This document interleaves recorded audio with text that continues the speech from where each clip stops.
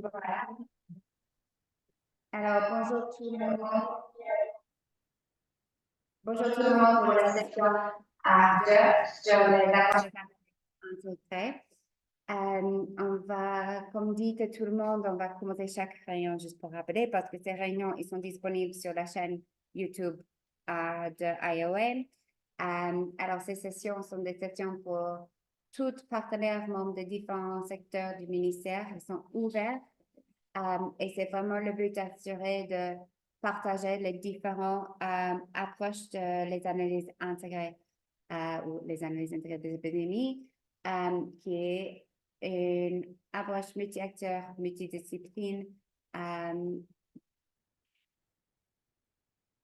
développée durant la 10e épidémie d'Ebola sous le ministère de la Santé en RDC, avec OMS, UNICEF, Croix-Rouge, MSF Épicentre, CDC et plein d'autres partenaires au niveau bailleur et au niveau ONG et au niveau ONG national également.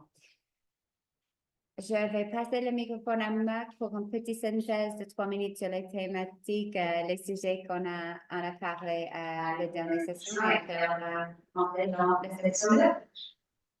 Merci beaucoup, Simone. Bonjour tout le monde. Mais je passe? Ça passe? Oui. Ah, d'accord. Merci beaucoup. Je vais juste faire une petite synthèse de ce que j'ai pu capter à l'autre fois. En fait, pour la session d'autre fois, on avait...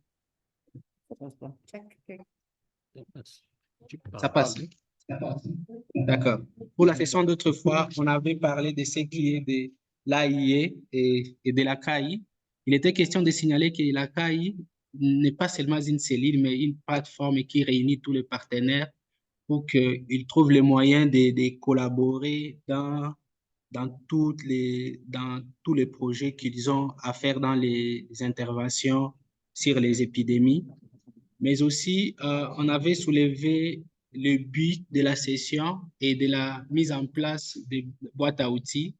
Il a été signalé que la boîte à outils a été mise en place sur base de toutes les interventions qui ont été effectuées au Congo depuis Ebola. Et c'est ce qui a constitué les fonds même de la boîte à outils. Et pour le moment, la boîte à outils est en train d'être mis sur pied et sera dupliquée dans d'autres pays, bien évidemment.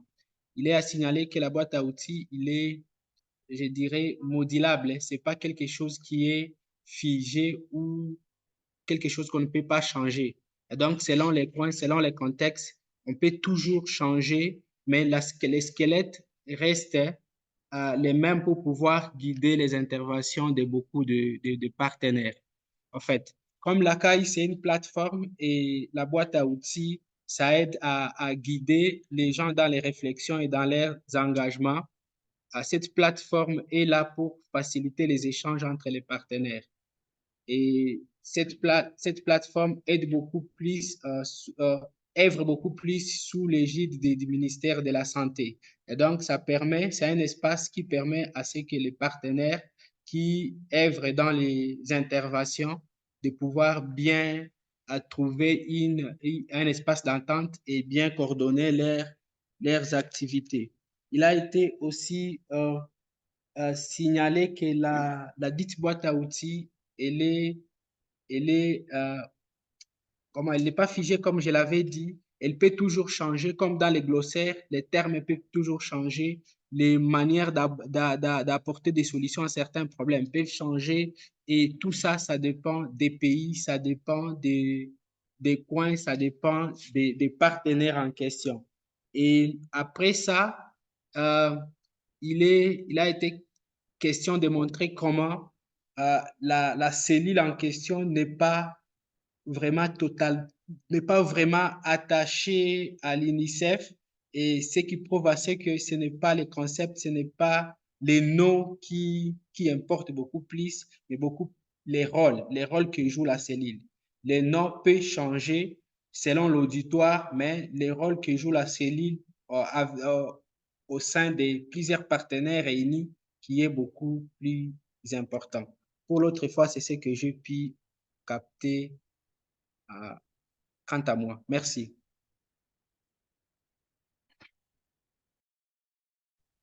Merci pour la parole.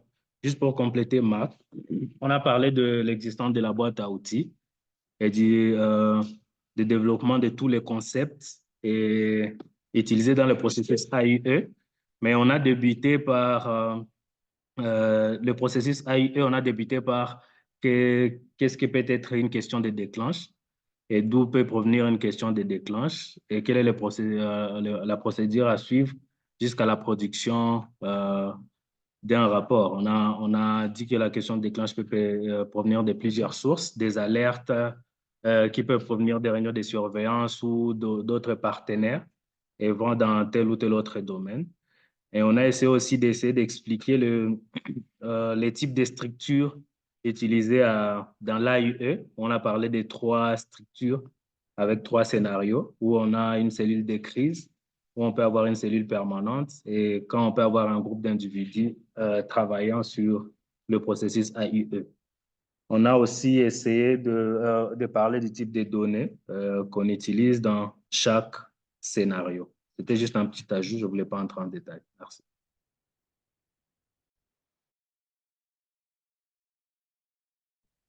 Ah, super résumé. Merci beaucoup. Et notamment parce qu'on a des nouvelles personnes qui nous ont rejoints. Et peut-être le seul point, c'est qu'on montre la boîte d'outils qui est en draft développée par OMS, UNICEF, CDC, Croix-Rouge, MSF. OMS, UNICEF, CDC, Croix-Rouge, MSF. Voilà. De la base, comme a dit Mac, de la base de tout ce qui a été fait en RDC. Alors, ce sera un des premiers boîtes à outils avec des guides, avec des SOP, les procédures d'opération standardisées, mais qui vient d'un pays pour renforcer les capacités dans d'autres pays au lieu de devenir que des experts dans les sièges. Pourtant, il y a dans tout ce qui est l'approche des experts des sièges qui ont validé à la fois l'approche et après qui revoient et valident la boîte d'outils de plus que 30 personnes de plus de niveau représentant tous les continents sauf Antarctique. Un souci. Vous Ah. entendez? Vous ne entendez pas. Il y a quelqu'un qui écrit qui m'entend. Est-ce que tout le monde ne m'entend pas? De l'autre côté, ça va, nous entendons très bien ici. Ouais. On vous entend très bien. Ah, OK. Malheureusement, est-ce que tu peux écrire à Dr. Jean-Claude? Du coup, on pense que c'est son microphone. Ce que tu viens de dire maintenant, là, je n'ai pas entendu, mais avant, j'ai bien entendu. OK, ça passe? Oui, ça va. OK, super. OK, pardon. Super, OK. Et oui, exactement comme a dit Marc, ce qu'on fait dans ces différenciations, c'est d'assurer que tout le monde est au courant de tous les différents chapitres. Je maintenant me rappelle que je vous avais promis de partager le glossaire. Du coup, je prends note et je vais faire ça tout de suite.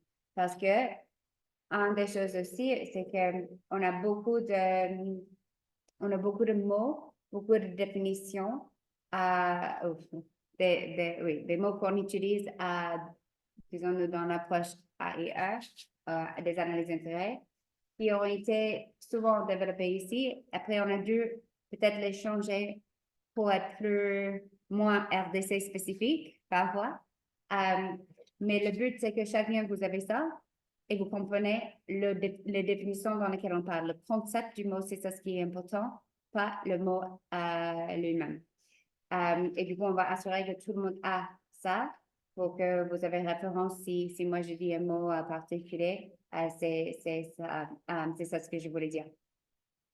Alors, on a tous les différents chapitres. Après, on a beaucoup d'annexes. Qu'est-ce que c'est l'AIE dans le colorat spécifiquement? Qu'est-ce que c'est l'AIE avec le genre, etc. Mais aujourd'hui, la dernière fois, on n'a que arrivé sur les introductions.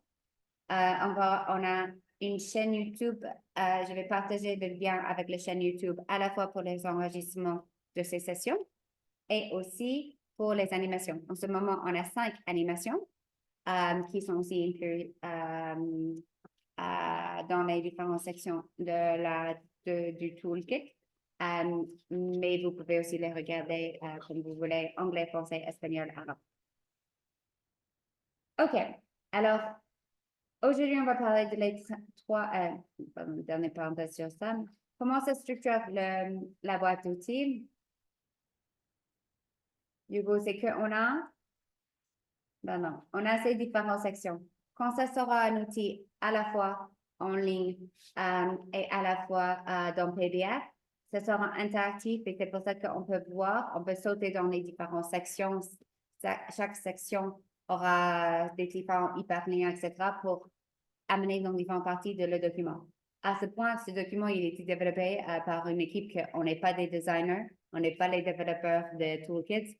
Alors, du coup, ça sera mis après les revues et les retours de tout le monde, plus joli, bien sûr. Et ça vous permettrait, par exemple, de dire, OK, maintenant, je suis dans les approches, mais je peux sauter n'importe où dans le document. Alors, quand on parle de l'AIE, des analyses intégrées, à ce moment, jusqu'à présent, on a utilisé 3 types. Et ça, c'est en RDC encore. Ça, c'est tout ça, c'est ce qui a été fait en RDC avec les partenaires sur le ministère de la Santé. Le premier, c'était vraiment les foyers ou épidémies à haut risque. Ça, c'était typiquement, on le connaît comme Ebola.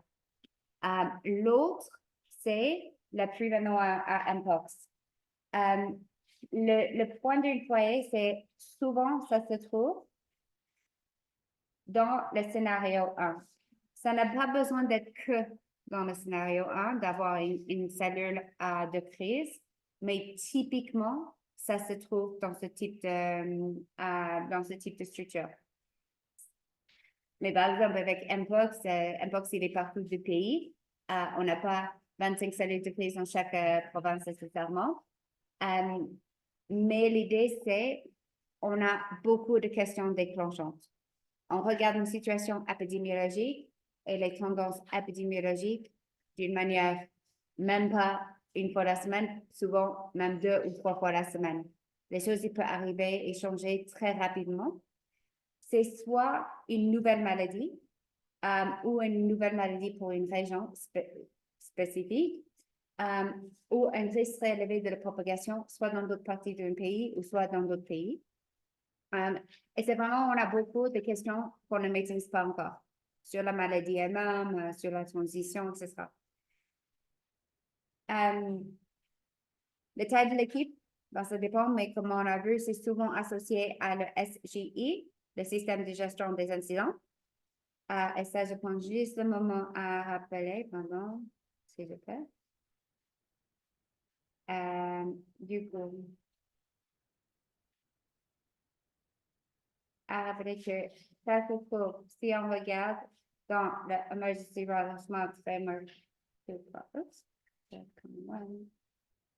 dans le guide de la Emergency Response Framework, le cadre de la réponse aux urgences de l'OMS, la nouvelle qui est sortie en février 2024.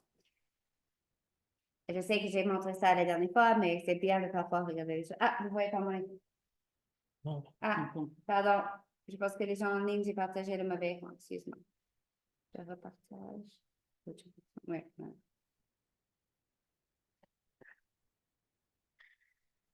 Non, ok.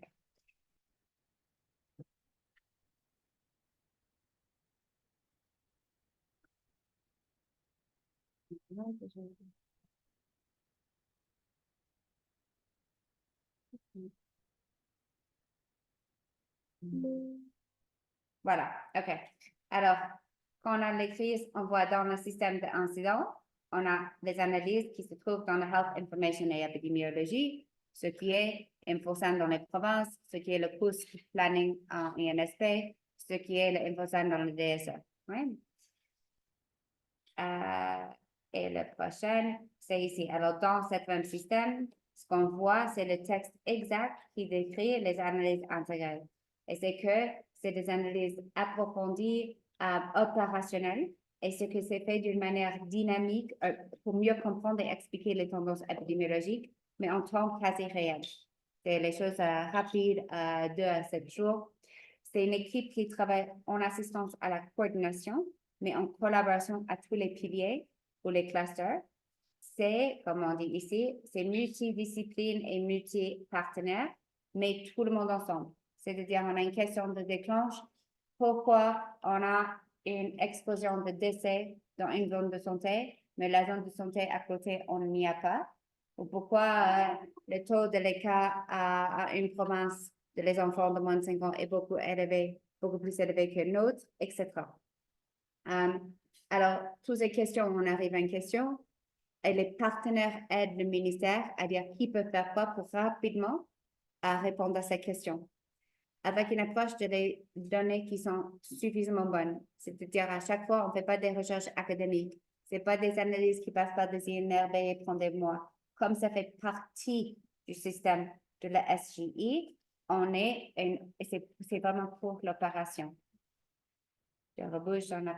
Et si on a des questions à tout moment, on a le chat, c'est pour ça. Vous n'hésitez pas dans le chat. OK. Bon, voilà. Le deuxième, c'est pour les maladies récurrentes. Alors, ça, c'était quelque chose qui a... je vais juste checker. Voilà. OK. C'est pour les maladies récurrentes qui a vraiment sorti après l'épidémie d'Ebola.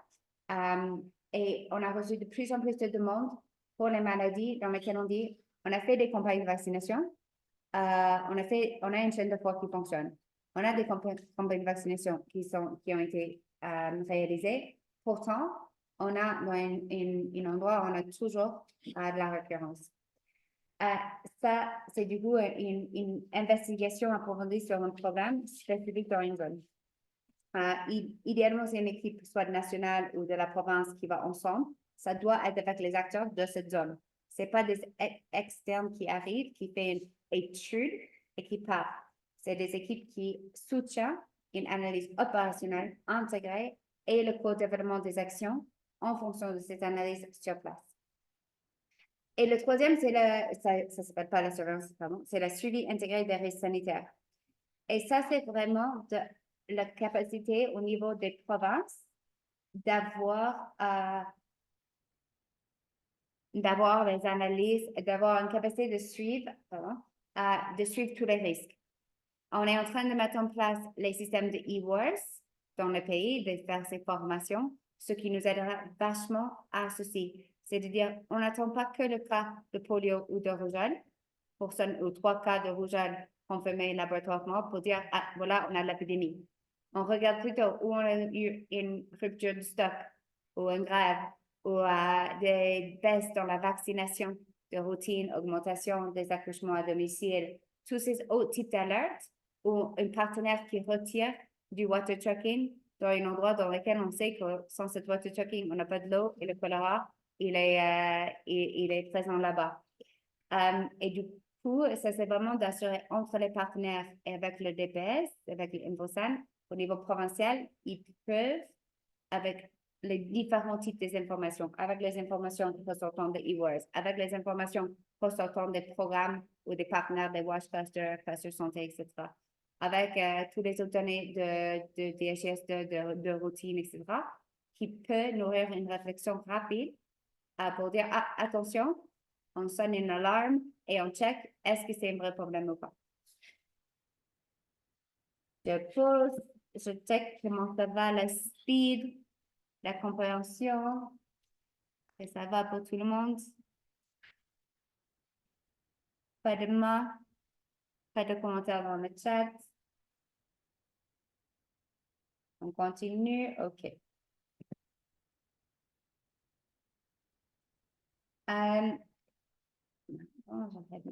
OK, voilà. Alors, si on parle par exemple, on a ces trois scénarios, ouais? On a la cellule de crise, la cellule permanente et les groupes individuels qui travaillent sur. On n'a pas toujours besoin de structure fixe. Hein? À Tanganyika, il n'y a ni une structure provinciale pour il y a l'Infosan, mais ils n'ont pas encore été formés pour la coordination pour faire les analyses intégrées. Mais ça ne veut pas dire qu'ils ne peuvent pas faire. Ça, c'est pas juste des gens qui le font sans structure fixe.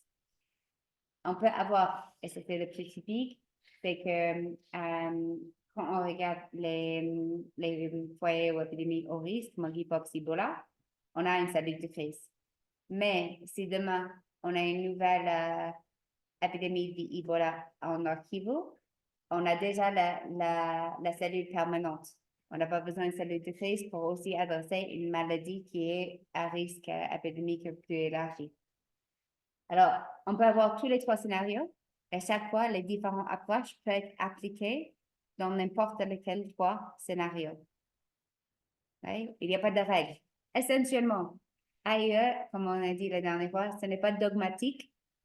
Dogmatique? Oui.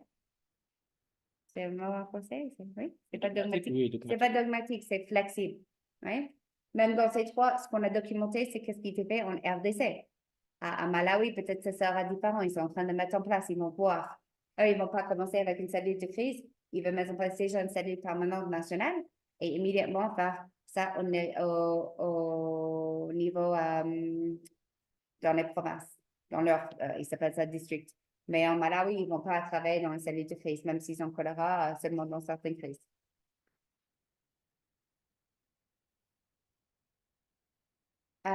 Alors, par exemple, quand on parle de les foyers, encore, pardon, comme j'avais expliqué jeudi dernier, cette boîte à outils a été développée par 5 organisations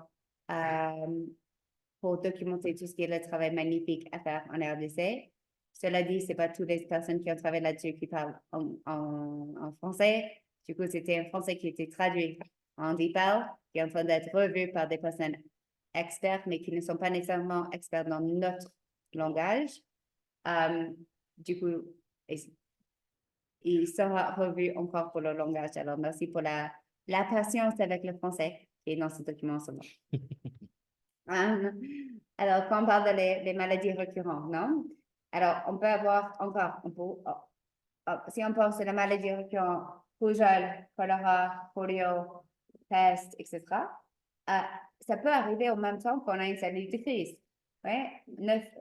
6 000 enfants sont décédés de la rougeole, une maladie récurrente, durant l'épidémie d'Ebola, dans laquelle on avait une cellule de crise. Depuis, durant Ebola, on n'avait pas, dans la 10e épidémie, on n'avait pas un pilier qui s'appelle maintenant la continuité de soins ou le suivi de continuité de soins ou la santé holistique ou plein de différents titres, mais on n'avait pas ça au début. Et le but sera qu'on regarde toujours les maladies récurrentes, les autres maladies d'une manière systématique, même dans une cellule de crise. Mais après l'épidémie, il y a toujours une équipe de résilience qui reste. Ouais. Qui fait au moins 6 mois Mhm. pour suivre l'évolution de la province. Je voulais dire en même temps. Ah ben. Ouais. Par exemple, en même temps, maintenant, en Ouganda, et même ici maintenant, on a toujours pour assurer qu'il n'y a pas dans une épidémie, on ne peut pas perdre la continuité de soins de routine. Une équipe permanente. Une focale. Alors, par exemple, tu peux avoir un pilier même qui focalise sur l'assurance d'avoir la continuité des soins. Ouais. Qui, du coup, va identifier si on a une maladie récurrente qui commence à augmenter. Exact. On ne veut pas déshabiller Paul pour habiller Paula. Qu'est-ce que c'est là, c'est ça? On déshabille pas Paul pour habiller Pierre. C'est ça? Voilà. OK. Et du coup, par exemple, cellule permanente, c'est ce on voit à Nord Kivu, on a une cellule permanente, on a les capacités AI permanentes ici, et on a la récurrence de rougeole à Mangorojipa, et du coup, les équipes, ils vont comme ça. À Tanganyika, on avait aussi la récurrence de la rougeole, sont une équipe, une cellule en permanence, mais les différents acteurs, MSF, UNICEF, le ministère, les différents partenaires qui travaillent sur la rougeole à Kilwa, on travaille ensemble pour renforcer une analyse d'intérêt sur la rougeole à Kilwa. Une super permanente. Okay?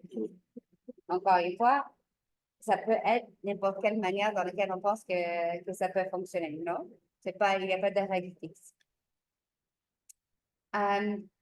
Et le troisième, c'est qu'on parle de le suivi, pas seulement, le suivi intégré des risques sanitaires. Même chose, c'est quelque chose qu'on fait toujours dans une cellule de crise. On devait toujours regarder la santé maternelle et infantile. On devait toujours regarder d'autres maladies et un suivi, même dans le moment d'Ebola. Dans une cellule permanente, c'est aussi cette même chose en disant, est-ce qu'on est en train de regarder hors le choléra, mais est-ce qu'on fait le suivi de la diarrhée simple ensemble avec la couverture en eau et en OH fournie par le WASH Pasteur, ensemble avec les chiffres de déplacement de population pour savoir où est-ce qu'on a eu des nouveaux arrivés, des réductions dans la couverture et les cas de diarrhée. On n'a pas besoin d'attendre le choléra pour dire, allez, on fait cette suivi. Ça, c'est vraiment la capacité au niveau d'une cellule permanente. Et bien sûr, par exemple, après l'éruption volcanique à Nyiragongo, on n'avait pas une cellule permanente à North Kivu à l'époque, mais on avait la capacité de multiples individus. On a travaillé avec Reach, avec Gomez, avec tous les différents partenaires. Ils sont tous assistés le ministère pour dire comment est-ce qu'on va suivre les tendances après l'éruption volcanique parce qu'on a eu des risques sanitaires là-dessus. J'arrête là pour un moment pour checker. Alors, ça, c'est les 3 approches. Mais ça, c'est encore sur la qui peut être dans les 3 différents types de structures ou scénarios de les capacités d'une cellule. Alors, on peut avoir deux sur les types de cellules et le troisième, c'est on n'a pas besoin de cellules. Il n'y a pas besoin de quelque chose qui s'appelle la caille ou la cellule. Ça peut juste être des individus qui travaillent ensemble sans formaliser. Hein? Je pense qu'il y avait quelqu'un. Marvin, est-ce que tu es toujours avec nous? Est-ce qu'il est là, Marvin? Oui, il est là. J'ai demandé dans le chat, et maintenant je dis ça haute voix. Et je rends compte que je n'ai pas répondu à la question dans le chat. Alors, merci beaucoup parce que j'encourage toutes les questions dans le chat. Dans le WhatsApp group, pardon. Est-ce qu'on a des TDR? Est-ce qu'on a des manières de fonctionnement? Oui. Alors, par exemple. Oui, merci. Hein. Allô? Oui. Oui, merci. Je suis entre 2 réunions, mais je profite rapidement pour donner mes inputs. Merci à tous les collègues et l'initiative. C'est très, très apprécié cette façon de travailler avec les autres partenaires. Moi, j'ai 2 propositions. Comme Simon l'a déjà mentionné, ça serait bien que pour être mieux structuré, quand on ait un ébauche de TDR, de CAI, ça va nous permettre de savoir exactement comment est-ce que on met en place nos interventions sur le terrain. Secondo, comme c'est une plateforme intégrée avec beaucoup de partenaires qui interviennent, propose aussi qu'on mette en place un 5W, question de structurer qui intervient à quel niveau, voilà. Ça serait aussi bien pour nous de suivre toutes ces activités avec le temps. Et vraiment, c'est une initiative très, très appréciée, mais peut-être voir comment on peut améliorer nos interventions en appui au ministère sur le terrain pour être un peu plus efficace. Merci. Merci beaucoup. Exactement. Et en fait, en fonction, et on va voir en fonction de ces différents types de structures, en fait, on a par exemple, quand on a mis en place la capacité de l'accueil durant l'épidémie d'Ebola, absolument, on avait un TDR. Parce qu'on ne peut pas fonctionner si on, notamment, on fait des analyses opérationnelles. Il doit y avoir un accord on ne collecte pas les informations sans assurer qu'ils sont pour l'action. Sinon, on devait passer par une INRB et tout un système. On sait que si on fait de collecte de nouvelles informations, ça doit être signé par l'MCZ, le DPS, etc. Et du coup, on avait une pour Ebola, c'était amendé multiples fois. Quand on a mis en place la capacité de l'accueil avec tous les partenaires, on a eu un atelier au niveau de Kinshasa, sous la DGLM. Et même chose, on avait assuré qu'il y avait un TDR développé par tous les différents partenaires sous le SJ, parce que c'était à l'époque l'SJ et le DG qui ont ouvert cette capacité. Maintenant, on a les nouvelles structures à travers les provinces et le INSP. Et exactement, c'est d'avoir quelque chose de très léger qui couvre un peu le niveau national. Oui, ok. Et du coup, qui couvre le niveau national. Mais après, par exemple, si on veut renforcer la capacité A et E. Encore, si on appelle ça CAI, si on appelle ça au sein de MPOX, non? Si on dit que les équipes d'MPOX, on veut renforcer que les partenaires font les analyses intégrées pour MPOX. Exactement, on fait un TDR et on a des, comme on a une pour la cellule à Nord Kivu, de la même manière qu'on avait une pour la DGLM, de la même manière qu'on aura une pour INSP. On va faire, là maintenant, on est en train de revoir comment faire, parce qu'exactement, Dr. Marvin, c'est là où on est dans un moment de relancement au niveau dans les provinces et dans les niveaux nationaux avec les nouveaux structures. En fait, on a un peu attendu pour les nouveaux CD qui ont arrivé, les nouvelles confirmations de les équipes dans les NSP. Et là, maintenant, on va reprendre les anciens et on va assurer qu'à travers tous les partenaires et sous le ministère, bien sûr, ils sont accordés. Et pour le CW, c'est exactement ça. Après, différentes provinces et différentes questions thématiques, différentes personnes. Par exemple, comme on a dit à Nord Kivu où on est maintenant, les mercredis, on a la réunion de surveillance, on voit s'il y a des questions de déclenche, et pour si on a une question de rougeole, les partenaires disent qui peut faire quoi pour cette question en ce moment. Parce que c'est aussi possible qu'une fois, on a certaines personnes qui sont dispo, une fois, on a d'autres personnes qui ne sont pas. Mais, par exemple, pour le suivi intégré des risques sanitaires, on sait que ça arrive systématiquement. Là, on a plus facilement des partenaires qui font des choses en appui régulièrement. Et du coup, ça sera la prochaine étape absolument qui sont en train de circuler. Je ne sais pas si ça c'est clair pour tout le monde. Et Marvin, si ça répond bien à la question, et je m'excuse. Je suis contente que vous êtes là parce que sinon, j'aurais oublié la question que je vous avais promis une réponse. Non, merci, Simone. Je ne veux pas monopoliser la parole. Je pense que c'est déjà ça. Mais on va en discuter en parallèle pour voir comment redynamiser nos interventions voilà, sur la base de ce que vous venez de mentionner et être plus structuré, comme j'ai dit. Je prends la surveillance de façon très active. Je sais que l'OMS intervient là vraiment pratiquement partout, mais on sait aussi qu'on a l'appui d'autres partenaires. Donc, question de voir exactement à un moment T par rapport à une épidémie, qui est en train de faire quoi, ça serait l'idéal. Ça nous permet aussi de voir comment orienter d'autres interventions dans d'autres piliers, quoi. Donc, merci, on pourra en discuter en parallèle par rapport à ça, mais voilà, c'est déjà ça, comme vous l'avez dit. Merci. Merci beaucoup et absolument, on est ravis pour ça. On va partager un peu les différents dossiers aussi pour que tout le monde voit les templates qui étaient en Ouganda, les templates on a tous les différents templates. Je prends l'opportunité pour rappeler à tout le monde que tous les templates, les outils, les documents, les anciens, les nouveaux, etc., le point c'est ils sont accès ouvert. Ils appartiennent à personne que le ministère. Et du coup, c'est vraiment accès ouvert et aussi entre les différents pays. Par exemple, les TDR du Uganda, les TDR de Malawi, les TDR de Haïti, sont tous disponibles, et de Guinée, par exemple, ils sont tous disponibles autant que celui pour voir et pour réfléchir ensemble. Cool. Merci beaucoup, Marvin. Attends, je vois le même de Amos, mais je vois aussi les questions de Michel. Du coup, Michel, la question, je pense...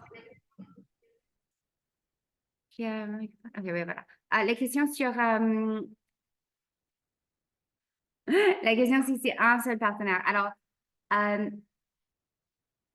si on avait tous les...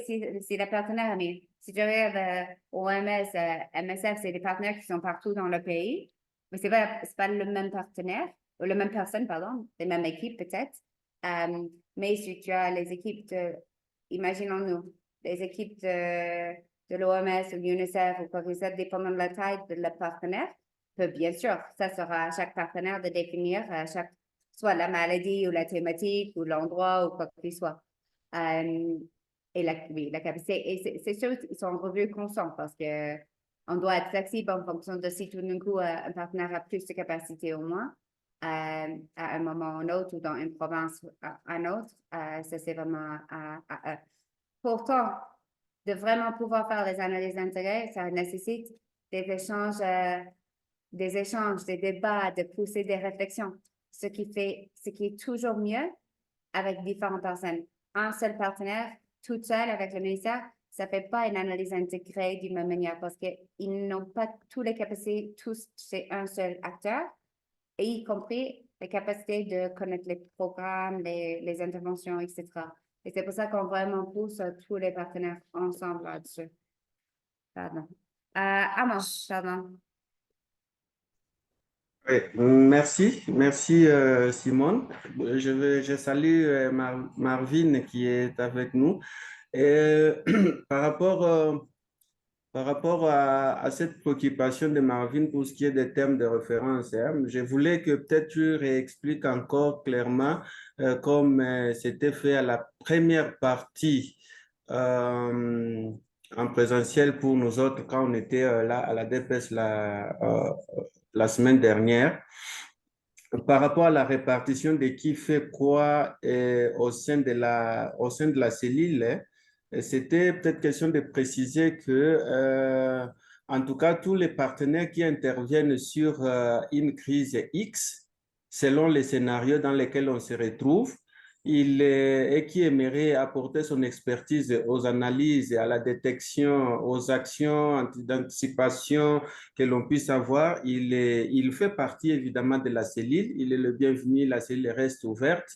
Et pour les cas où actuellement, par exemple, au niveau du Nord Kivu, avec une crise qui est presque prolongée, et dans laquelle la cellule semble s'installer de façon un peu permanente pour des questions, des analyses intégrées de tous les autres phénomènes, en ce moment-là, la répartition est telle que lorsqu'il y a un phénomène X qui soulève des questions et qui nécessite que nous puissions agir sur la recherche des réponses à ces questions qui se soulèvent là, au sein de la cellule, parmi les partenaires qui sont là, on identifie ou ils se font identifier ceux qui ont la capacité, qui veulent intégrer le groupe de travail qui va travailler sur cette question spécifique et qui ramène les conclusions de terrain au niveau de la cellule. Je crois que c'était comme ça qu'on était en train de discuter l'autre fois et que ce groupe, il s'active au sein de la cellule lorsqu'on a des questions sur un point X et à la fin, les groupes aussi, on le ferme, mais tout le monde rentre encore au sein de la grande cellule et on continue nos analyses et nos interventions ainsi que nos recherches de temps en temps.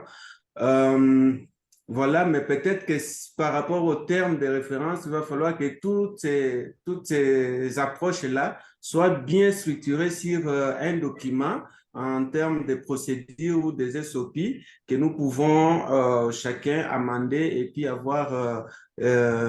avoir accès à tout moment pour les consulter. Voilà, je crois que c'était un peu mon petit commentaire là-dessus.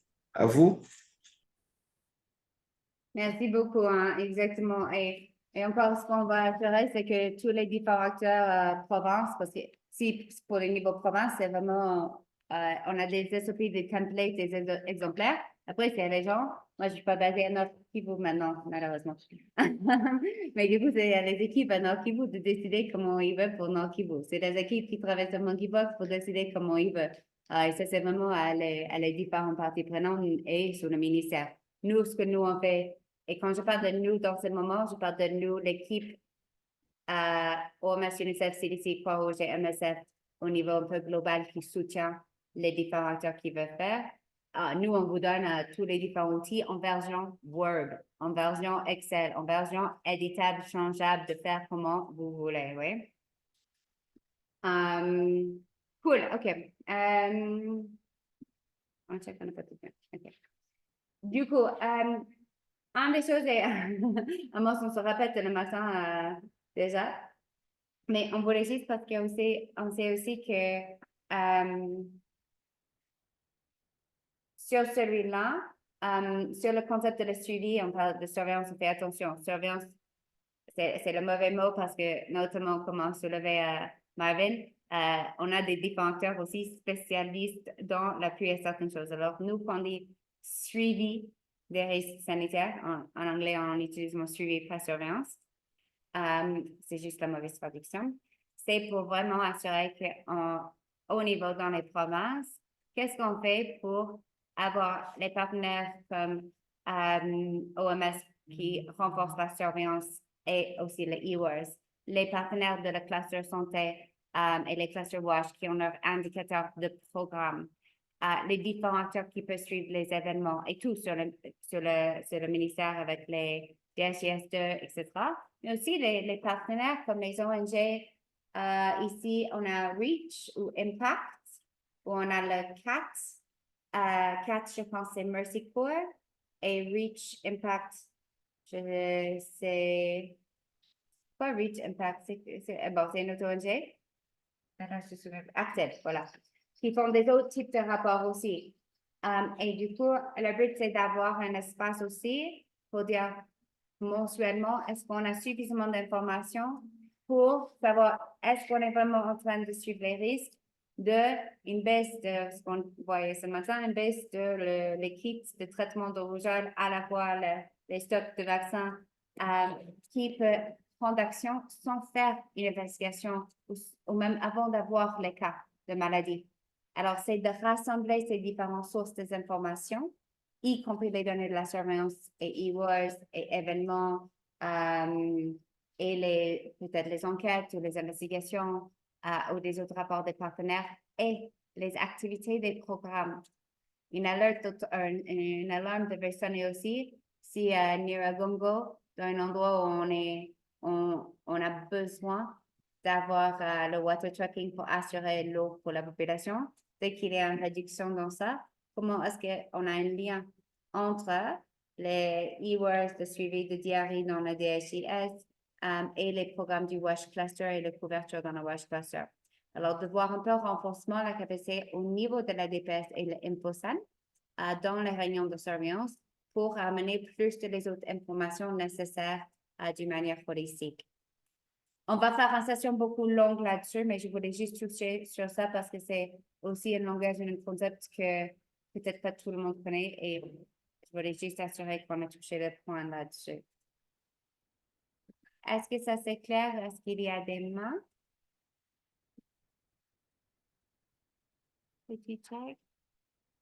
C'est clair pour tout le monde?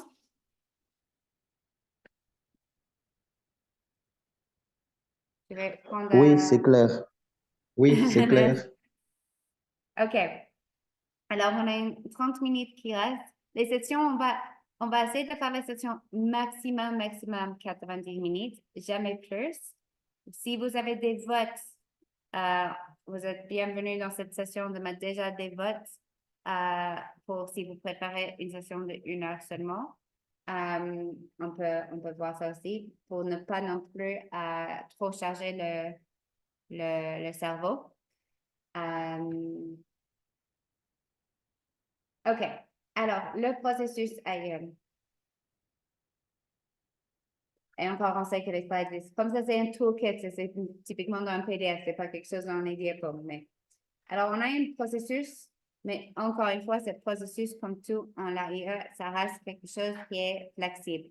Ça va être en fonction de la structure aussi. Dans les TDR, le document qui explique comment fonctionne la cellule ou le KPCIE, c'est exactement ça où on définit le procédure. Alors ça ramène un peu aussi à la question de Marvin et Amos là, c'est qu'en fonction de la structure de l'AIE ou des méthodes de travail et les accords entre les parties prenantes, si la structure va déposer des thèmes de réponse, et on a une section là-dessus aussi, ou un document similaire, c'est comme ça aussi où ils décident un peu la procédure, non? Quand et où est-ce qu'on identifie une question de déclenche? Quand et où est-ce qu'on doit avoir un petit protocole, ici on met protocole rapide, ou un petit TDR pour faire les analyses intégrées.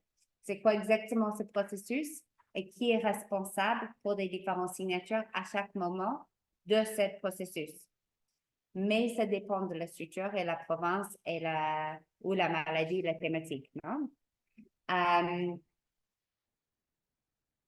Ici, à Nord-Kivu, en ce moment, l'accord était un peu, on a la réunion de la surveillance. En fonction de les analyses qui sortent dans la réunion de surveillance, si on a une question de déclenche ou une question déclencheuse, où on dit ça nécessite plus d'informations. Là, on identifie qui va travailler sur quoi collaborativement. On fait un protocole. Alors, ici, on a dit on fait un protocole, on appelle ça ici un TDF. Et ça se fait que qu'on collecte des informations additionnelles. Pourtant, à Malawi, ils ont dit, ben non, le moment qu'on a une question, on est toujours en train de déjà collecter des informations additionnelles parce qu'on va même dans l'examen et interprétation des données, des informations existantes, déjà, on peut analyser les données, les informations existantes. C'est possible qu'on prend une base et on veut analyse.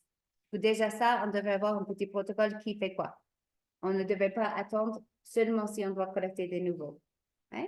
Ça, c'est la décision de chaque groupe qui travaille. Ce n'est pas quelque chose de dogmatique du tout. Et ça peut dire que, OK, on a une question de déclenche sur la récurrence de la rougeole dans la zone de santé X. Immédiatement, on fait soit un protocole rapide, soit un TDR dépendant de ce qui était mis dans le TDR global. Est-ce que j'utilise le mot TDR trop ou est-ce que ça c'est clair pour tout le monde? En ligne? Oui, ça va, ça va. Cool. Alors oui, les TDR, par exemple, pour la cellule provinciale, ils vont dire pour chaque question de déclenche, voilà la procédure, non? Après, au sein de ceci, on peut avoir, on peut dire, OK, on identifie une question de déclenche. C'était identifié par qui?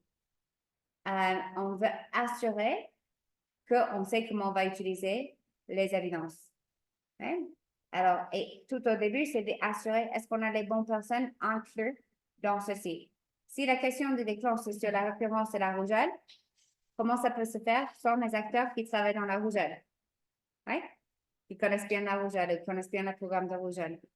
Si on dit que c'est dans la zone de santé de Mangarojipa, comment on peut commencer sans parler avec les gens de Mangarojipa? Oui? Si c'est une question on reste avec la rougeole, est-ce qu'on a parlé avec les partenaires du cluster santé pour assurer que tout le monde ou personne n'a jamais fait des autres investigations là-bas ou des programmes là-bas? Ouais? Alors, immédiatement, on va regarder quelles sont nos informations déjà existantes. La seule manière d'assurer qu'on a toutes les informations déjà existantes, c'est de parler aux autres. Et c'est pour ça qu'on parle de vraiment de la collaboration. Et c'est là, parfois, c'est différent de la recherche. On a discuté ça avant et beaucoup de fois. Parfois, avec la recherche, on a peur de dire aux autres, je fais ça, je vais faire ça. Peut-être ils vont critiquer la méthodologie, peut-être ils vont dire, ah, c'est pas nécessaire, peut-être ils vont... Ben, je sais pas. Et parfois, on est un peu gêné de trop dire à tout le monde, il va dire non, ça, c'est pas toi qui devais faire, etc. Mais quand on est une équipe et quand on est avec tous les partenaires, et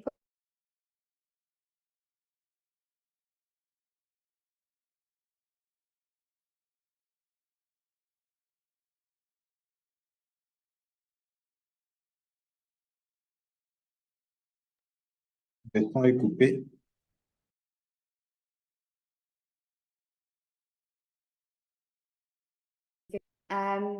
on va rentrer dans chaque étape dans le processus. On a une petite question.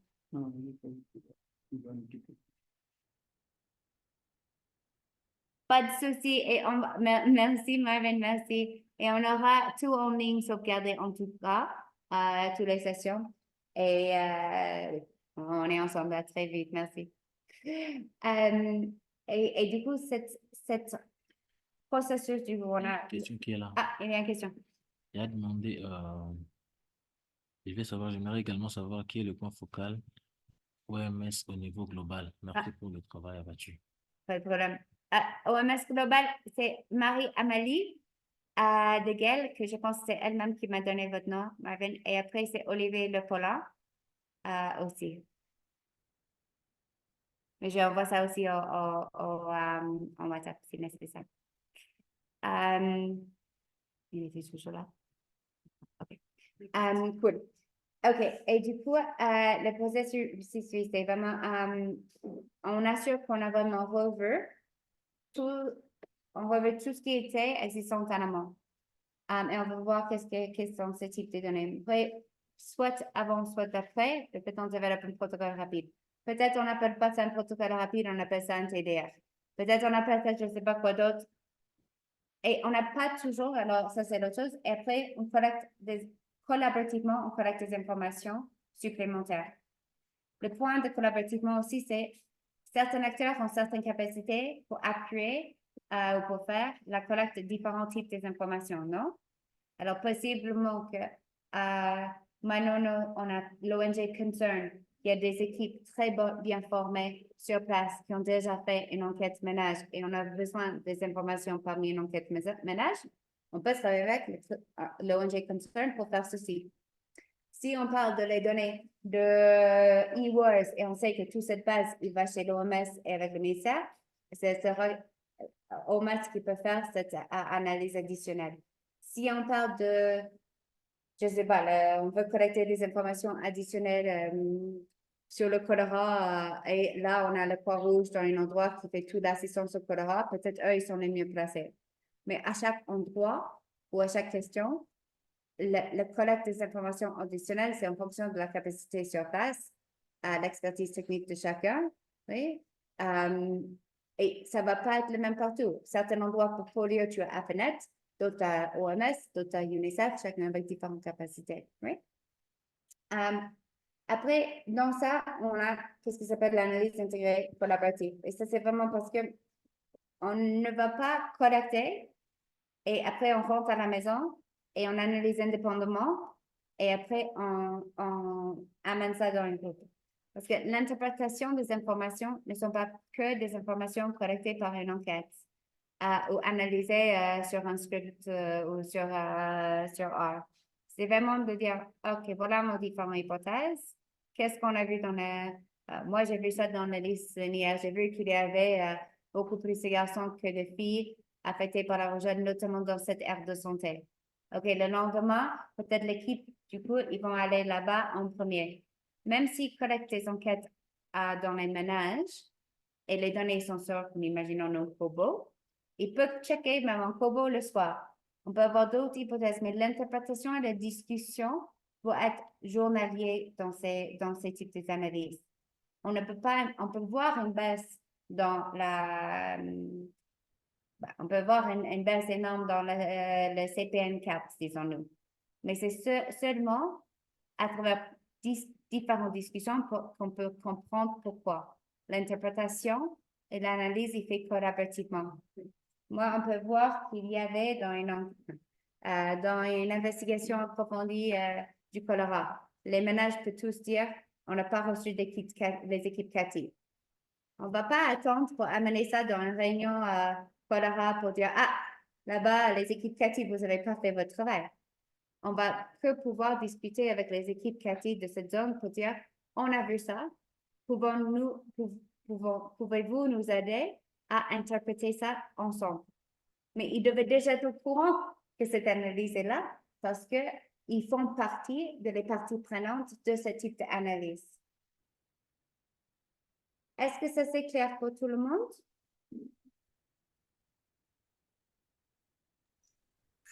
Oui, ça va, c'est clair. OK. Et du coup, commencer l'approche, il ne peut que faire si on a de co-développement. Right?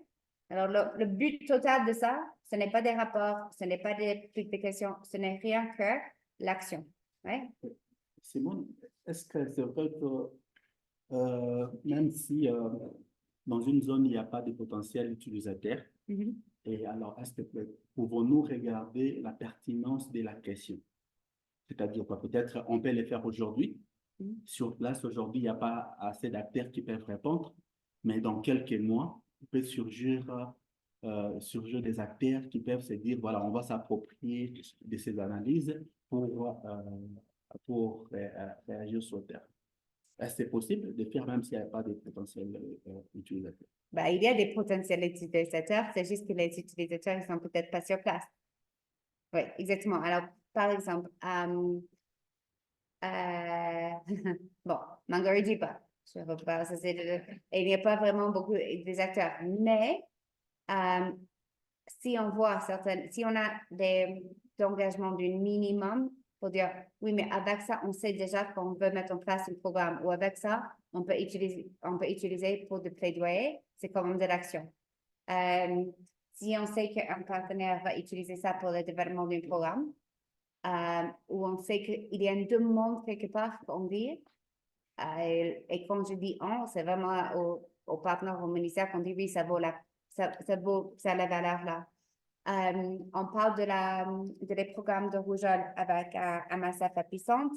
C'est pas nécessairement qu'on est dans les endroits où on a exactement la rougeole, l'épidémie là, mais ça sera utilisé pour les programmes à venir.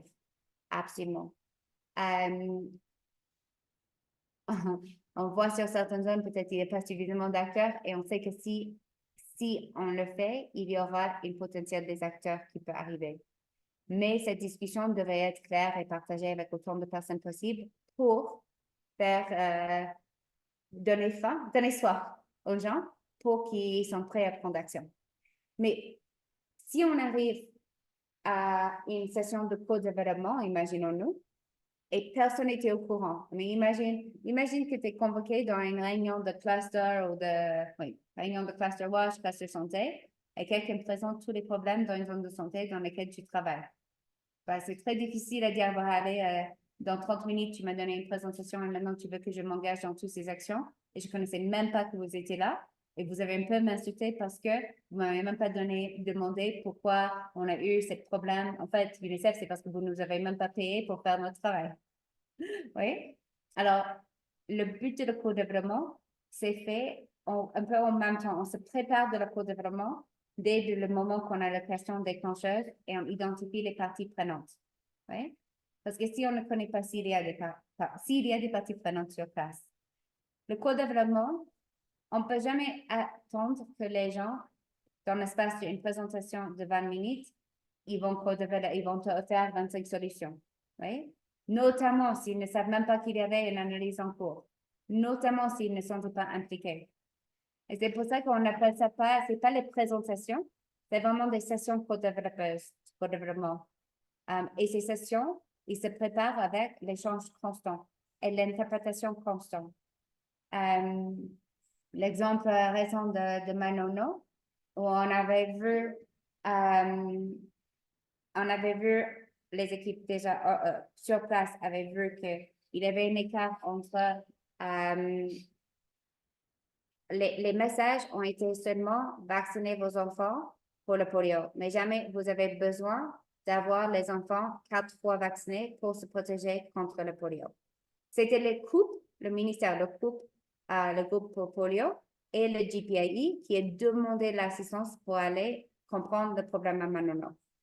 Le couple a travaillé avec JP McCullough, quelqu'un de le couple du ministère, qui a accompagné une équipe de ministère, de UNICEF, de différents partenaires pour faire l'analyse intégrée. Parce que c'est lui qui va connaître tous les programmes de polio, non? Il soulève... oui, et pour le co-développement, on a vu que, du coup, les parents, ils ne comprennent pas combien de fois l'enfant doit être vacciné parce qu'ils ne reçoivent pas ces informations. Du coup, ils pensent que l'enfant a été protégé, bien que l'enfant n'a pas été. On ne va pas aller dans la réunion de polio pour dire à tout le monde, et voilà, vous avez mal développé un plan de communication. Moi, je ne suis pas communicatrice. Je ne suis pas de la section d'engagement communautaire ni de communication. Je ne suis pas de polio. Mais ce que je vais faire, c'est appeler toutes les équipes, les personnes polio, pour dire, pourquoi est-ce qu'on ne fait pas? Pour déjà dire, voilà ce qu'on voit. Et à chaque moment, en temps réel, ils sont dans le groupe WhatsApp sur l'analyse et discuter. On voit ça, on voit ça. On est en train de voir ça. Pourquoi c'est comme ça? On est en train de voir ça. Pourquoi c'est comme ça? Et là, on finit avec une analyse et les capacités de co-développement, ils sont déjà là. Les parties prenantes, ils sont déjà en train de réfléchir sur les actions avant disons-nous, le fin. Et d'autres moments, oui, c'est possible qu'à d'autres moments, le plus grande chose, c'est de dire, OK, maintenant, on va informer les plannings ou les stratégies ou les budgets pour le futur, au lieu de dire qu'on a quelque chose immédiatement. Oui? Juste, Attends. ajouter un point sur ce que tu viens de dire, Simone, c'est que des fois, oui, on est dans une zone, on a des évidences, on a des facteurs, on a collecté les informations, soit qualitatives, quantitatives, mais on se rend compte qu'il n'y a pas de partenaire. Oui, mais des fois, il y a des partenaires qui ont des fonds flexibles et qui ne sont même pas dans cette zone-là, qui peuvent être dans des zones voisines. Peut-être on peut aller un peu plus loin, regarder dans des zones voisines. Est-ce qu'il y a de partenaires et les intégrer peut-être dans la science de co-développement, comme a dit Simone. Ça peut être, peut-être vous n'avez pas d'informations. Désolé. Peut-être ça peut être qu'ils n'avaient pas d'informations sur la zone, ce que nous on a, et c'est pourquoi ils ne s'étaient pas positionnés sur la zone. Mais sur base des évidences, des facteurs qu'on discute avec eux, c'est possible qu'ils peuvent maintenant prendre la décision en disant, ah, ça peut être une zone supplémentaire pour nous. Ils vont beaucoup plus analyser. Mais c'est limité seulement à la zone où on s'est dit, bah, il n'y a pas de partenaire dans cette zone-là. Peut-être aller un peu plus loin, un peu aux alentours de cette zone-là. Il y a certains partenaires qui sont là et qui peuvent être intéressés par les évidences qui sont ressorties par les études AIE. Je pense que c'est juste un ajout.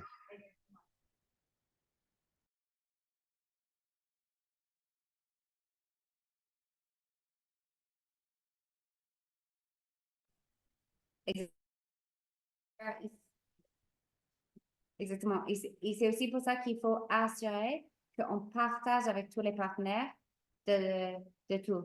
Oui, c'est pour ça le but, c'est pas d'avoir des... On doit mettre dans tous les documents une grande chose en rouge qui dit ça, c'est pour les opérations. Cette analyse, il n'est pas parfait, il n'est pas fini, mais on préfère assurer que les différents acteurs ont accès à tout pour pouvoir informer leur prise de décision que d'attendre que quelque chose est fait d'une manière finale, en ligne, trop parfait, publié, pour qu'il peut avoir peut-être moins d'influence.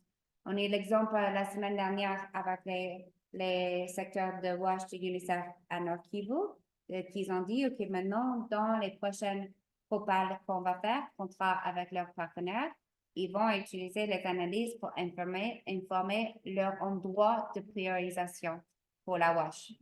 Mais on doit assurer que autant UNICEF, OMS, Croix-Rouge et tous les petits ONG qui travaillent dans la WASH cluster santé, ils ont toutes ces informations pour leur aider à prendre la décision. Exactement pas que dans les zones à niveau zonal. C'est pour ça que on fait le co-développement, oui, au niveau local, aire de santé, zone de santé, mais aussi, on doit le faire au niveau provincial, parce qu'on ne sait pas au niveau national. Et ce système d'assurer que n'importe qui peut partager ça à les différents niveaux, c'est vraiment important pour chacun. Pardon, monsieur, je n'avais pas vu votre main. D'accord, merci Simone, merci aussi aux collègues. Moi, je voulais peut-être revenir sur la question des partenaires dans une zone X ou Y. Pour ce qui est d'abord des analyses, moi, je crois que la question des partenaires ne devait pas se poser. Partenaire ou pas, quand il y a un phénomène qui survient, la cellule peut analyser et approfondir la question. Et cependant, lorsqu'il y a des actions qui sont identifiées et qu'il faut adresser sur le terrain pour solutionner les problèmes, c'est là, en ce moment-là, qu'on a besoin de qui se positionne pour telle ou telle action selon son mandat. Et généralement, dans toutes les zones, il y a toujours cette équipe de la zone qui représente le ministère. Et si on remonte, il y a la DPS. Et les premières actions devaient normalement venir de là, sauf s'ils sont débordés ou que les capacités en termes de ressources financières ou ressources techniques n'existe pas, en ce moment-là, on a besoin de faire un plaidoyer auprès des autres partenaires qui, selon le mandat et la disponibilité des ressources, peuvent solutionner le problème. Donc, on ne peut pas avoir une question et puis la question reste non analysée, non traitée parce qu'il n'y a pas un partenaire dans la zone où sévit la question. Toutes les questions, tous les phénomènes qui surviennent devaient normalement faire l'objet de ces analyses-là. Et puis après, il y a maintenant des actions qui sont identifiées et qui sont développées. Et c'est à ce moment-là que nous avons besoin d'un appui, d'un accompagnement de l'équipe de la zone ou du ministère pour pouvoir apporter des solutions au niveau du problème. Merci. Merci, Amos, merci. Et je pense, oui, pardon, hein, je pense que je suis un peu, je suis absolument d'accord avec toi. C'est plutôt, comme vous dites, on a besoin d'avoir ces personnes qui sont déjà, même si c'est pas un partenaire sur place, comme tu as dit, tu as des partenaires qui engagent. Et de cette même manière, c'est d'assurant plutôt peut-être se dire, normalement, on ne va pas envoyer les équipes pour faire des analyses sur les problèmes à Mangourdiba si on n'a pas un engagement du ministère ou minimum plutôt de ça, qu'on sait que ça va venir ces analyses. Je ne sais pas si... Oui, encore, ce n'est pas dogmatique en disant tu dois avoir quelqu'un qui a engagé $100 000 pour faire prendre action. C'est beaucoup plus le concept qu'on doit avoir des personnes engagées pour le faire.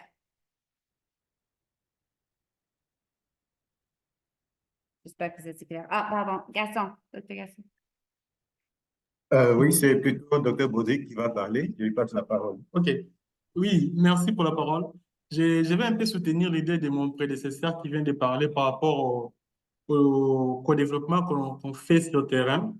Je me souviens dernièrement, on a eu un peu d'une discussion avec Alex et Charles.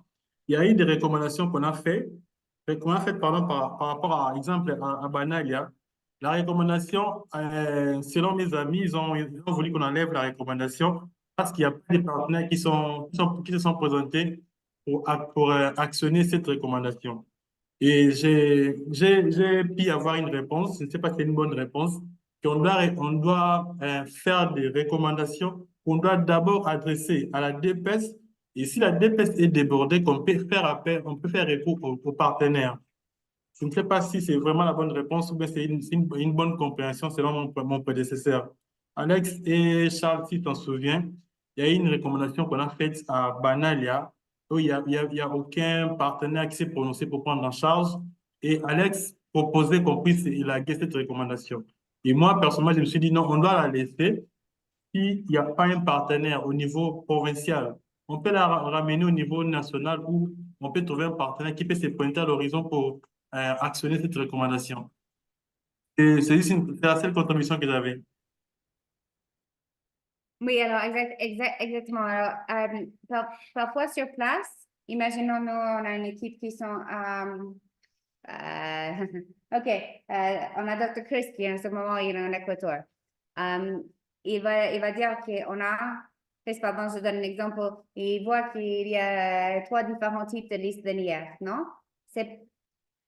Et on voit que la fiche d'investigation, il manque une fiche d'investigation validée nationalement. Bah, ce n'est pas la DPS qu'en Bandaka, en Équateur, qui va valider cela. Ça, c'est une action que tu peux noter. Ça peut rentrer pour le suivi, mais ça doit être amené au niveau national. Parce que ce n'est pas aussi toutes les choses qui peuvent être faites au niveau de la zone. Alors, si les équipes, on a des équipes sur place, ou on va voir certaines zones de santé où l'MCZ ou les IT vont faire des propositions sur des choses qu'eux-mêmes, ils pensent devaient être une solution, mais ils ne peuvent pas faire eux-mêmes. Ils ont besoin de soutien. Ça, c'est un peu le but de dire, on a certaines qui sont co-développées parce que les acteurs peuvent le faire eux-mêmes. Et après, les acteurs peuvent proposer des solutions qui peuvent être amenées au niveau provincial et parfois le niveau national. Ce n'est pas le niveau provincial qui va changer les communications sur la vaccination de polio. Ça, c'est quelque chose de massif qui doit être décidé par le PEV et les partenaires, etc. et le groupe. Mais ces choses peuvent être soulevées à différents niveaux. Ouais. S'il y a une rupture oui, la chaîne de froid fonctionne, mais il y a des distances qui ne fonctionnent pas, il y a un manque d'un système de relais pour les prélèvements ou la vaccination. Ça peut être proposé au niveau local, mais parfois, on a besoin des assistances ailleurs. La responsabilité de les équipes, c'est aussi d'amener ce qui était proposé au niveau provincial. Mais c'est aussi pour ça que quand on dit les équipes, ils vont à Mangorjipa, ils vont avec quelqu'un de la province. Ouais? Alors, les équipes, et ils amènent quelqu'un de la zone, ils amènent quelqu'un de la province pour que, et quand je dis ils, je mets tout le monde, hein, littéralement toutes les personnes sur cette force et tout le monde qui peut aller faire l'analyse intégrée. Il n'y a pas une équipe, vous êtes tous l'équipe. Mais objectif, on veut aller ensemble avec les acteurs autant que possible. Et après, chacun s'accorde, OK, moi, je vais faire le suivi sur le plaidoyer pour cette action ou le plaidoyer pour cette action en fonction de ce qui est nécessaire au niveau local, provincial, etc. Amos, oui. Allez. Oui, merci beaucoup. Désolé, je m'excuse de prendre plusieurs fois la parole.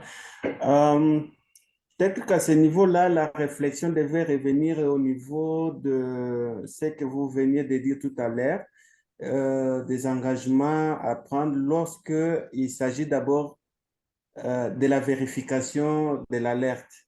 Imaginons qu'on a une alerte comme c'était le cas à Mangorjipa, c'était le cas par exemple à Walikale, c'est le cas maintenant là à Kamango ou à Biena, voire même à Mouesso, même si ce n'est pas accessible, et que tout de suite on a besoin qu'une équipe se déploie rapidement pour la vérification de l'alerte et aussi obtenir plus d'informations sur le terrain, genre investigation, enquête approfondie.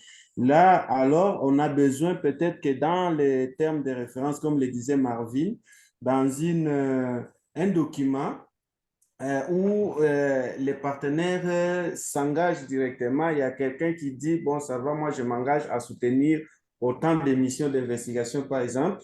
Et comme ça, on sait que quand on a un problème comme ça, ce n'est pas là le moment d'aller maintenant faire le plaidoyer pour obtenir l'engagement de XY pour déployer une équipe. Là, il va falloir que nous puissions réfléchir au niveau local pour que nous puissions avoir un document qui va permettre déjà, dès le départ, de plaider auprès des partenaires clés qui peuvent s'engager pour dire, bon, au cours de l'année, moi, je m'engage, par exemple, à soutenir 5 missions d'autant de personnes. L'autre va dire, moi, je m'engage à soutenir autant de missions d'autant de personnes. Comme ça, chaque fois qu'on a un problème, on sait qu'il y a une fiche technique quelque part où l'équipe peut vraiment s'appuyer et se déployer rapidement dans les 24-48 heures et aller appuyer l'équipe locale dans les investigations approfondies. Je ne sais pas si cela peut être envisagé. Merci. Amos, c'était comme un cadeau de Noël, ta proposition.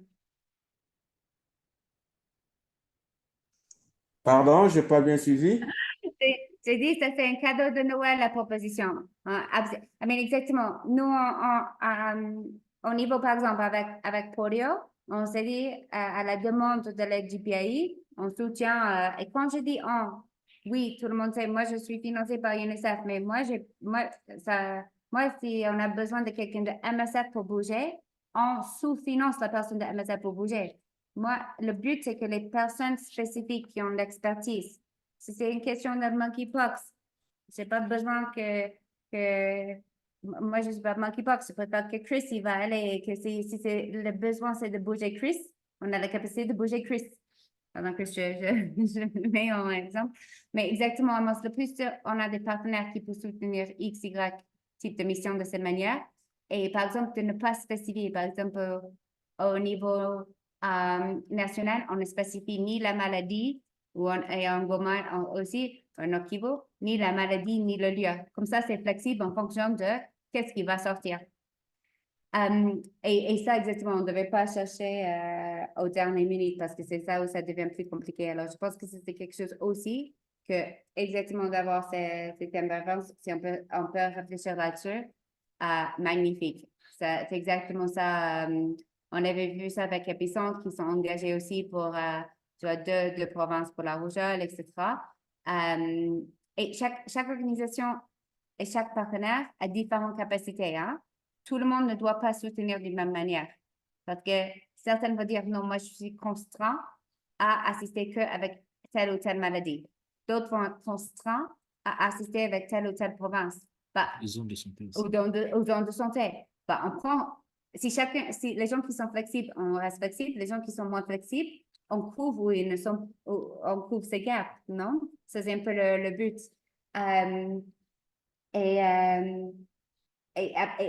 Oui, alors absolument, parce qu'on ne veut pas non plus avoir besoin de galérer. Et je pense que si on a des partenaires, encore, si on a besoin que des acteurs de la province, du ministère, ou les acteurs, par exemple, l'exemple de polio, si on veut que le couple polio, même si c'est eux qui demandent une assistance en analyse, s'ils n'envoient pas quelqu'un de leur propre équipe pour faire ensemble, ils auront mal toujours à prendre toutes les actions nécessaires au niveau national. Mais si quelqu'un de le niveau national, de l'équipe du ministère sur la coupe accompagne les missions, toutes les actions qu'on devrait sur place, ce n'est pas un problème. Mais toutes les actions qui nécessitent la prise de décision au niveau national, c'est encore mieux si c'est quelqu'un de leur propre équipe qui réexplique quelles sont ces actions. Et du coup, de renforcer cette capacité, c'est aussi super important. Est-ce que là, alors oui, alors du coup, et les questions de Michel dans le chat et les questions de Chris. Parce que je suis aussi consciente que là, on est à 3 minutes à la fin de l'école. Et je veux vraiment respecter les horaires d'école. Alors, exactement. Chacun aussi, c'est où se trouvent les partenaires aussi. Ouais. Chacun, c'est interlocuteur le plus rapproché. Le cluster santé devrait être totalement au courant de toutes les analyses de l'AIE, de l'équipe de la CAI, autant qu'ils sont au courant de la surveillance. Les personnes les deux personnes focales pour la cluster santé, à la fois c'est le ministère et c'est l'OMS.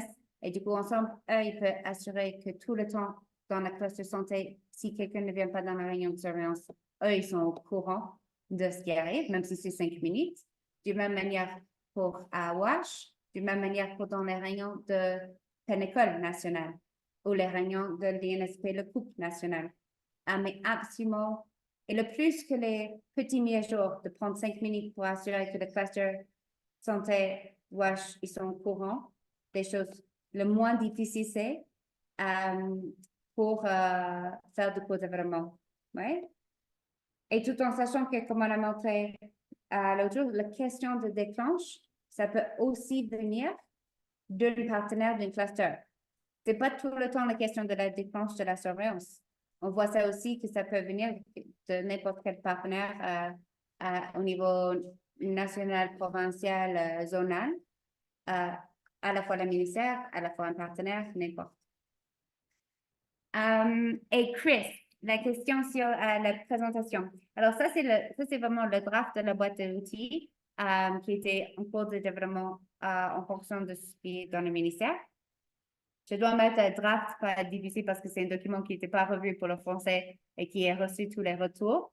Mais nous, on ne veut pas ralentir l'accès à tout ça. Comme on dit tout le temps, toutes les présentations, tous les outils existants, pas existants, etc.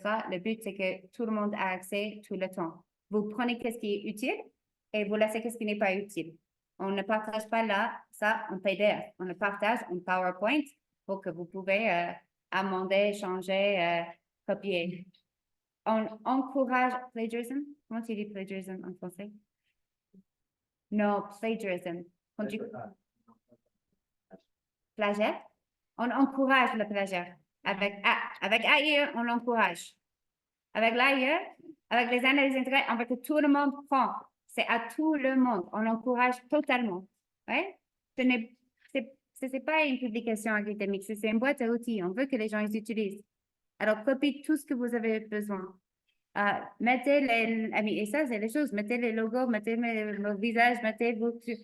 Le but, c'est que les gens, ils ont accès. Le but, c'est que vous avez capacité de faire. Oui? Le but, ce n'est pas de dire, ah bien, Simone m'a partagé ça et voilà son... Non. Ouais. Alors, c'est le seul endroit où on encourage le... Comment ça s'appelle? Plagiat. Plagiat. Ouais? Plagiat. C'est encouragé. Mon professeur de l'université est super content de ce que je dis maintenant. Est-ce que ça a du sens pourquoi on encourage ça? Parce qu'on veut vraiment que vous juste vous utilisez, vous adaptez, vous changez et ça, c'est le but pour tous les pays, pour tous les acteurs. Ouais. On check un dernier moment de questions. Je vois que Léon a une question, mais il doit parler plus fort et on va muter ici. Coupe ton mic.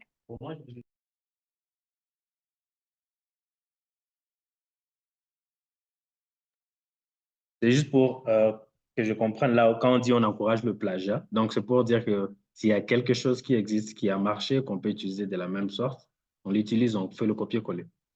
C'est de ça qu'on parle ou quand on parle qu'on encourage le plagiat? Ce que je veux dire, c'est, imaginons-nous que un de ces équipes, là, il veut faire une autre formation pour les équipes de l'OMS quelque part. Prends-le. S'il sait qu'avec les équipes de l'OMS, ça fonctionne mieux de changer toutes les couleurs pour être les couleurs de l'OMS, littéralement fait. En plus, parce que ce document a été développé en fonction de quelque chose qui était développé en RDC, qui a été développé avec OMS, UNICEF, FAO, CDC, MSF, mais aussi Oxfam a participé, IRC, ils ont participé, Mercy Corps, etc. Et quand je dis le plagiat, je veux dire vraiment copier les phrases, copier les images, copier les choses si ça vous aide à utiliser l'approche, partagez et copier autant que fonctionne pour vous. On veut que c'est accessible, mais ça peut que être accessible, utilisé, si c'est adapté pour chaque équipe, pour chaque partenaire, pour chaque fonction. Ouais? Il n'y a pas un copyright là-dessus. C'est pas ça Je sais que ce n'est pas la réponse commune, mais c'est vraiment qu'est-ce on essaie de changer la manière d'être dans ce sens, autant que tous les outils de collecte des informations, etc. Ouais. Est-ce qu'on a des commentaires, des dernières questions, derniers mails? On est exactement à 1 minute après. Non? OK. Merci énormément tout le monde pour la participation. On avance doucement et on fera une prochaine session la semaine prochaine. Merci beaucoup. Bonne journée à tout le monde. Merci, pareillement. Merci. Merci, bonne journée à toi aussi et à tout le monde.